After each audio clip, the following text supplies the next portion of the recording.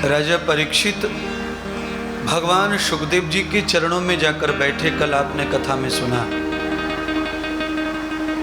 और इस काया की महिमा क्या है? इस काया की महिमा यह है कि इससे भगवान मिलते हैं, इससे मोक्ष मिलता है, जन्म मरण से मुक्ति मिलती है इस काया की वजह से। इसीलिए सारे संसार के मनुष्यों से किसी भी संप्रदाय धर्म को मानने वाला हो, उसे अपने शरीर के अहम को समझना होगा। राजा परीक्षित तो चक्रवर्ती सम्राट थे। उनके पास में कुबेर का खजाना था। आप ईमानदारी से बेईमानी से कुछ चंद पैसे कमाते हैं। चक्रवर्ती सम्राट हस्तिनापुर नरेश परीक्षित के पास कुबेर का खजाना था। पर जब मरण ने घेरा, संकट ने घेरा, यमराज ने घेरा, तो सिवाय सद्गुरु के जीवन में कोई साथ नहीं आया, कोई काम नहीं आया। दोस्त थे, यार थे, रिश्तेदार थे, पर जब यमराज घंटी बजाते हैं तो कोई नहीं रहता, सब लोग दूर हट जाते हैं। सब लोग एक ही बात कहते हैं, भैया कर्मों का फल है, सबको भोगना पड़ता है।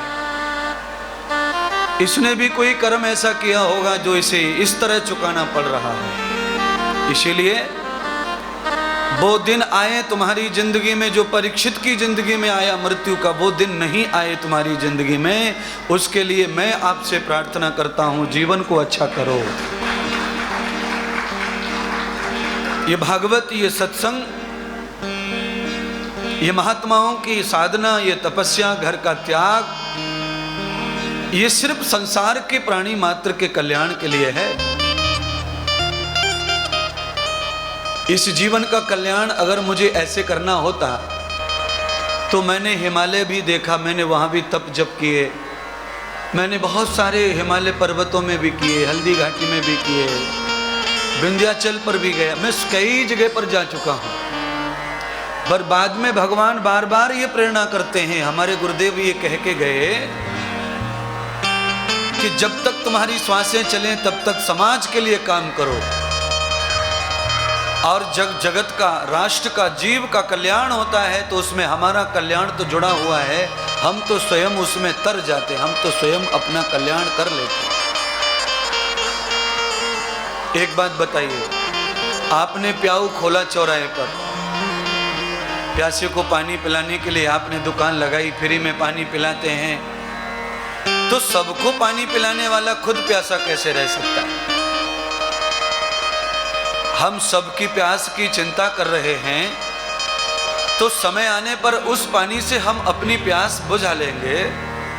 ऐसे ही हम जगत की सेवा करते हैं, रात और दिन सब कुछ त्याग कर, तो परमात्मा हमारी इस सेवा को कभी व्यर्थ नहीं जाने देते। इसीलिए आपको भी साधु संगति का असर आना चाहिए। आपने संग साधु का भी किया, बुरों का भी किया, पर असर बुरे लोगों का आपके जीवन पर आया, साधु का असर जीवन पर नहीं आया तुम्हारे। इसका मतलब तुम्हारे पिछले पाप तुम्हारे साथ हैं, अभी पाप धुले नहीं, इसीलिए पाप था, पाप में ही पाड़ दिया उसे। पुण्य जब तक रहता है, हम अच्छी संगति, अच्छे विचार, अच्छे काम करते हैं, और जैसे ही पुण्य समाप्त होता है, पाप प्रकट होता है, तो हम अच्छी जगह जाकर भी बुरे काम करते हैं।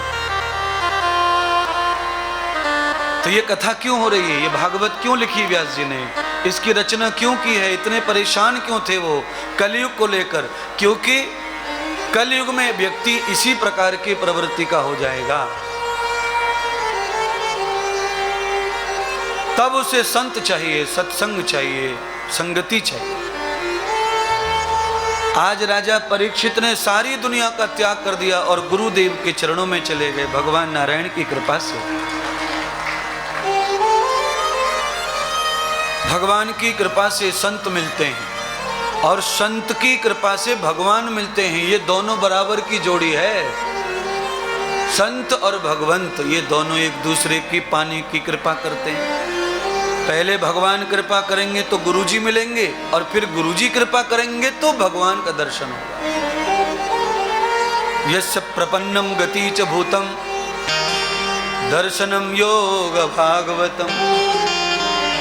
राजा परीक्षित ने सद्गुरु भगवान सुखदेव जी से गुरु मंत्र लिया, दीक्षा ग्रहण की, और इस नश्वर संसार के बारे में जाना। वो ये जानना चाहते हैं कि ये संसार दुखों से भरा हुआ है, प्रॉब्लम से भरा हुआ है, ये संसार में क्लेश है, संसार में मरण है, संसार में दुख है। इतनी परेशानियों का, अवगुणों का, भ्रष्टाचार, दुराचार का भरा हुआ संसार, तो भगवान ने संसार को क्यों बनाया? निसार भूतेन संसार गति कर्मस्य जीवः। बड़े बड़े ऋषि मुनि संत महात्मा आके चले गए, पर संसार का सार नहीं मिला। ऐसा संसार क्यों बनाया भगवान ने? गुरु जी से ऐसा राजा परीक्षित पूछ रहे महाराज।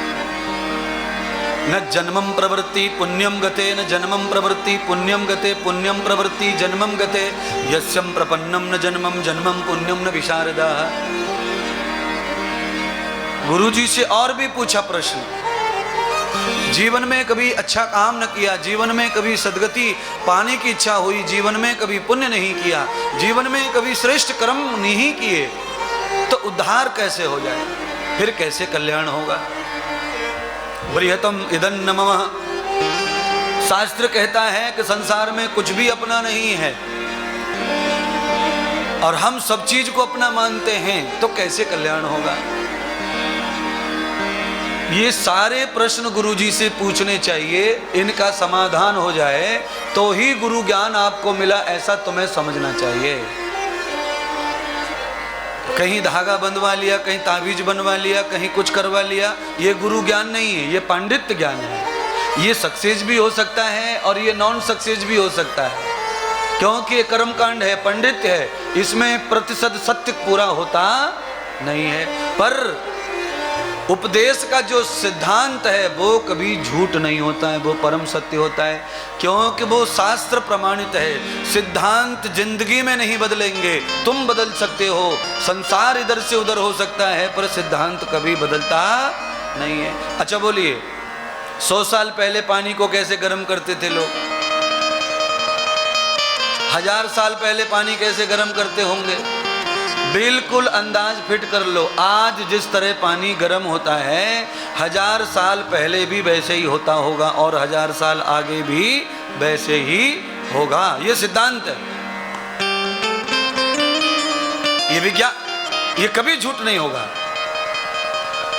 और शास्त्र विज्ञान के ऊपर चलता है, ये ध्यान रखना। शास्त्र भावना से नहीं चलता है। भागवत भावना से चलेगी, रामायण भावना से चलेगी, भक्ति भावना से हो सकती है, पर शास्त्र भावना को नहीं मानता है। शास्त्र मानता है सिद्धांत को, लॉजिक को, व्यवस्था को। जो सही है वो शास्त्र बखान करता है। रामायण हुई, भागवत हुई, पूजा पाठ हुआ, इसमें सिद्धांत नहीं भी हुआ तो भी करते हैं लोग, क्योंकि उनकी भावना है।